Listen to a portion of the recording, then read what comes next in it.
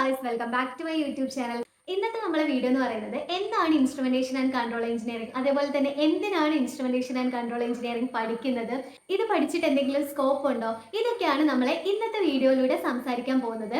ഈ വീഡിയോ ഞാൻ ചെയ്യാനുള്ള മെയിൻ റീസൺ എന്ന് പറയുന്നത് എൻ്റെ അടുത്ത് കുറേ പേര് കമൻസ് ആയിട്ടും മെസ്സേജ് ആയിട്ടും ഒക്കെ ചോദിക്കുന്നുണ്ട് എന്താണ് ഇൻസ്ട്രുമെന്റേഷൻ ആൻഡ് കൺട്രോൾ എഞ്ചിനീയറിംഗ്, ഇത് പഠിച്ചിട്ട് എന്തെങ്കിലും കാര്യമുണ്ടോ എന്നൊക്കെ. അപ്പോൾ ഞാൻ വിചാരിച്ചു ഇതിനെക്കുറിച്ച് ഡീറ്റെയിൽഡ് ആയിട്ട് ഒരു വീഡിയോ ചെയ്യാം. അങ്ങനെയാണെങ്കിൽ നിങ്ങൾക്കും അത് ഹെൽപ്ഫുൾ ആയിരിക്കുമല്ലോ. മെയിനായിട്ട് ഞാൻ ഈ വീഡിയോ ചെയ്യാനുള്ള വേറൊരു റീസൺ എന്ന് പറയുന്നത് ഞാനൊരു instrumentation and control engineering graduate ആണ്. അതുകൊണ്ട് തന്നെ എനിക്കറിയുന്ന കാര്യങ്ങളും നിങ്ങളുമായിട്ട് ഷെയർ ചെയ്യാമല്ലോ. സോ ഇൻസ്ട്രുമെന്റേഷൻ ആൻഡ് കൺട്രോൾ എഞ്ചിനീയറിംഗിനെ കുറിച്ച് ഡീറ്റെയിൽഡ് ആയിട്ട് അറിയേണ്ട ആളുകൾ ഈ വീഡിയോ സ്കിപ്പ് ചെയ്യാതെ കാണും. അപ്പോൾ നമുക്ക് വീഡിയോയിലേക്ക് കടക്കാം. ഇൻസ്ട്രുമെന്റേഷൻ ആൻഡ് കൺട്രോൾ എഞ്ചിനീയറിംഗ് എന്ന് പറയുന്നത് ബേസിക്കലി ഒരു മൾട്ടി ഡിസിപ്ലിനറി ബ്രാഞ്ച് ആണ്. Mech, EC, triple computer science ഇതിൻ്റെയൊക്കെ ഒരു കോമ്പിനേഷൻ ആയിട്ടാണ് ICE വരുന്നത്. ഇങ്ങനെ പറയാനുള്ള മെയിൻ റീസൺ എന്ന് പറയുന്നത് അവിടെ പഠിക്കുന്ന പല സബ്ജക്റ്റുകളും നമ്മളും പഠിക്കുന്നുണ്ട്. ഇൻസ്ട്രുമെന്റേഷൻ ആൻഡ് കൺട്രോൾ എഞ്ചിനീയറിംഗ് എന്ന് പറയുന്നതിന് തന്നെ ഇത് രണ്ട് പാർട്ടാണ്, ഇൻസ്ട്രുമെന്റേഷൻ പാർട്ടും അതേപോലെ തന്നെ കൺട്രോൾ എഞ്ചിനീയറിംഗ് പാർട്ടും. ഫസ്റ്റ് നമുക്ക് എന്താണ് ഇൻസ്ട്രുമെന്റേഷൻ എന്ന് നോക്കാം. പ്രഷർ, ടെമ്പറേച്ചർ, ലെവല് പോലെയുള്ള ഫിസിക്കൽ ക്വാണ്ടിറ്റീസിനെ മെഷർ ചെയ്യുന്ന ഇൻസ്ട്രുമെന്റ്സിന്റെ കാലിബ്രേഷൻ, ഡിസൈൻ, ഇൻസ്റ്റാളേഷൻ, മെയിൻ്റനൻസ് ഒക്കെയാണ് വരുന്നത്. ഇതിനൊരു എക്സാമ്പിൾ പറയുകയാണെങ്കിൽ കെമിക്കൽ ഇൻഡസ്ട്രീസിലെ ടെമ്പറേച്ചർ മെഷർ ചെയ്യാൻ വേണ്ടിയിട്ട് നമ്മൾ തെർമോകപ്പിള്, RTD ഇതൊക്കെ യൂസ് ചെയ്യുന്നുണ്ട്. ഇതൊന്നും കേട്ടിട്ട് നിങ്ങൾ പേടിക്കേണ്ട ആവശ്യമില്ല. ഇത് നിങ്ങൾക്ക് തേർഡ് ഇയറിലും സെക്കൻഡ് ഇയറിലും ഒക്കെ പഠിക്കാനുള്ള കാര്യം തന്നെയാണ്. ഇനി അടുത്തത് കൺട്രോൾ എഞ്ചിനീയറിംഗ് പാർട്ടാണ്. സെൻസറിന് വരുന്ന സിഗ്നൽസിനെ യൂസ് ചെയ്തുകൊണ്ട് മെഷീൻസ്, പ്രോസസ് സിസ്റ്റംസ് ഇവയൊക്കെ ഓട്ടോമാറ്റിക്കലി കൺട്രോൾ ചെയ്യുക എന്നുള്ളതാണ് ബേസിക്കലി കൺട്രോൾ പാർട്ട് കൊണ്ട് ഉദ്ദേശിക്കുന്നത്. PLC, SCADA, DCS ഇതൊക്കെ ഇവിടെ യൂസ് ചെയ്യുന്ന മെയിൻ ടൂൾസ് ആണ്. അപ്പൊ ഇത്രയൊക്കെയാണ് ഇൻസ്ട്രുമെന്റേഷൻ ആൻഡ് കൺട്രോൾ എഞ്ചിനീയറിംഗ് എന്ന് പറയുന്നത്. KTUവിന്റെ സിലബസ് അനുസരിച്ച് എല്ലാവർക്കും ഫസ്റ്റ് ഇയറിൽ കോമൺ സബ്ജക്റ്റ് ആണ്. Engineering, mathematics, physics, chemistry, basic civil and mechanical, Python ഇതൊക്കെയാണ് നിങ്ങൾ ഫസ്റ്റ് ഇയറിൽ പഠിക്കുന്നത്. അത് മാത്രമല്ല ഇതിന്റെ വർക്ക്ഷോപ്സും ഉണ്ടാവും. കെമിസ്ട്രിക്ക് ലാബ് ഉണ്ടാവും, ഫിസിക്സിന് ലാബ് ഉണ്ട്, അതേപോലെ തന്നെ ബേസിക് സിവിൽ ആൻഡ് മെക്കാനിക്കലിന് ലാബ് ഉണ്ട്, പിന്നെ പൈത്തണും നിങ്ങൾ പ്രാക്ടിക്കലി പഠിക്കേണ്ടി വരും. സെക്കൻഡ് ഇയറിലേക്ക് കടക്കുമ്പോഴാണ് നമ്മൾ ICയുടെ കോർ സബ്ജക്റ്റിലേക്ക് വരുന്നത്. കോർ ആണെങ്കിലും അതിന്റെ ഒരു ബേസിക് പാർട്ടാണ് നമ്മൾ സെക്കൻഡ് ഇയറിൽ പഠിക്കുന്നത്. ഇത് 2 സെമസ്റ്റർ ആയിട്ട്, അതേപോലെ തന്നെ ഓരോ സെമസ്റ്ററിലും 2 ലാബ് വീതം 4 ലാബ് ഉണ്ടായിരിക്കും നിങ്ങൾക്ക് പഠിക്കാൻ വേണ്ടിയിട്ട്. അതൊക്കെ അത്യാവശ്യം സിമ്പിൾ ആണ്. നിങ്ങളത് ശ്രദ്ധിച്ചു കഴിഞ്ഞാൽ നല്ല രീതിക്ക് മാർക്ക് സ്കോർ ചെയ്യാൻ പറ്റുന്ന കാര്യം തന്നെയാണ്. പിന്നെ സെക്കൻഡ് ഇയറിൽ കുറച്ച് ടഫ് ആയിട്ട് വരുന്നത് S3 മാത്സ് ആയിരിക്കും.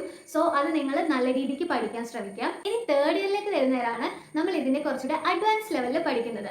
കൺട്രോൾ എഞ്ചിനീയറിംഗ് 1, 2, ഇൻഡസ്ട്രിയൽ ഇൻസ്ട്രുമെന്റേഷൻ 1, 2 ഇതൊക്കെ നമ്മൾ തേർഡ് ഇയറിലാണ് പഠിക്കുന്നത്. ഈ സബ്ജക്റ്റുകൾ മാത്രമല്ല കേട്ടോ, നിങ്ങൾ സിലബസ് നോക്കിയാൽ നിങ്ങൾക്ക് കാണാൻ വേണ്ടി പറ്റും. ഇതിന്റെയൊക്കെ അപ്ലിക്കേഷൻ ലെവലാണ് നമ്മൾ ഫോർത്ത് ഇയറിൽ പഠിക്കുന്നത്. അത് മാത്രമല്ല മെയിൻ പ്രൊജക്റ്റും വരുന്നത് ഈ ഫോർത്ത് ഇയറിലായിരിക്കും.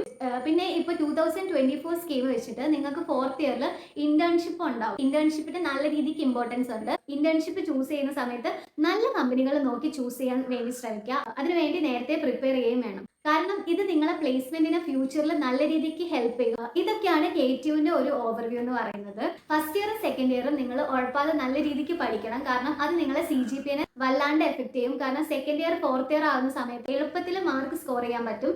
സോ ഫസ്റ്റ് ഇയറും സെക്കൻഡ് ഇയറും നല്ല രീതിക്ക് ശ്രദ്ധിക്കുക. ഇൻസ്ട്രുമെന്റേഷൻ ആൻഡ് കൺട്രോൾ എഞ്ചിനീയറിംഗ് എന്ന് പറയുന്നത് സത്യം പറഞ്ഞാൽ ഒരു എവർഗ്രീൻ ഫീൽഡ് തന്നെയാണ്. ഇത് പഠിച്ചിറങ്ങിയിട്ട് ജോലി കിട്ടാത്ത അവസ്ഥയൊന്നും ഉണ്ടാവില്ല. KTUവിന്റെ അണ്ടറിൽ കേരളത്തിൽ ആകെ 2 കോളേജിൽ മാത്രമേ ഇൻസ്ട്രുമെന്റേഷൻ ആൻഡ് കൺട്രോൾ എഞ്ചിനീയറിംഗ് ഉള്ളൂ. അതിലൊന്നാണ് NSS കോളേജ്, അവിടെയാണ് ഞാൻ പഠിച്ചിട്ടുള്ളത്. ICE നമ്മൾ ഡിഫറെന്റ് ഇൻഡസ്ട്രീസിൽ യൂസ് ചെയ്യുന്നുണ്ട്. എക്സാമ്പിൾ പറയുവാണെങ്കിൽ chemical industry, water treatment plants, food processing industry, pharmaceutical and chemical industry, aerospace and defence field. നമ്മൾ പഠിക്കുന്ന ഒരു സബ്ജക്റ്റ് ആണ് ബയോമെഡിക്കൽ എന്ന് പറയുന്നത്. സോ ഹോസ്പിറ്റൽസിലും instrumentation and control engineering use ചെയ്യുന്നുണ്ട് എന്ന് വേണമെങ്കിൽ പറയാം. ഒരു ICE ഗ്രാജുവേറ്റിന് കോർ ഫീൽഡിലും അതേപോലെ തന്നെ IT ഫീൽഡിലും വർക്ക് ചെയ്യാൻ പറ്റും. നമ്മുടെ ബേസിക് ടൂൾസ് എന്ന് പറയുന്നത് PLC, SCADA, DCS, HMI system, MATLAB ഇതൊക്കെയാണ്. സോ ഒരു ഇൻസ്ട്രുമെന്റേഷൻ എഞ്ചിനീയർ ഇതൊക്കെ അറിഞ്ഞിരിക്കണം. കാരണം ഇതൊക്കെ നിങ്ങളെ ജോലിയെ നല്ല രീതിക്ക് ഹെൽപ്പ് ചെയ്യുന്ന കാര്യങ്ങളാണ്.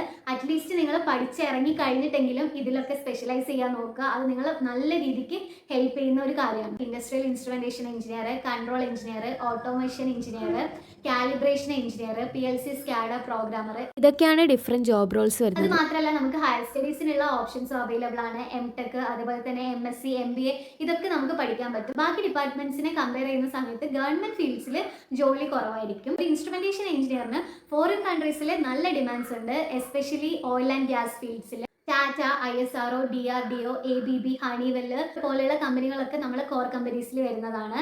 അപ്പോൾ ഇത്രയൊക്കെയാണ് ഇൻസ്ട്രുമെന്റേഷൻ ആൻഡ് കൺട്രോൾ എഞ്ചിനീയറിംഗിനെ കുറിച്ച് പറയാനുള്ളത്. വീഡിയോ ഇഷ്ടപ്പെടുകയാണെങ്കിൽ ലൈക്ക് ചെയ്യുക, ഷെയർ ചെയ്യുക, കമന്റ് ചെയ്യുക, സബ്സ്ക്രൈബ് ചെയ്യുക. അതേപോലെ തന്നെ നിങ്ങൾക്ക് എന്തെങ്കിലും ഡൗട്ട് ഉണ്ടെങ്കിൽ കമന്റ് ചെയ്ത് ചോദിച്ചാൽ മതി, ഞാൻ റിപ്ലൈ തരുന്നതായിരിക്കും. അപ്പോൾ ബൈ ഗായ്സ്.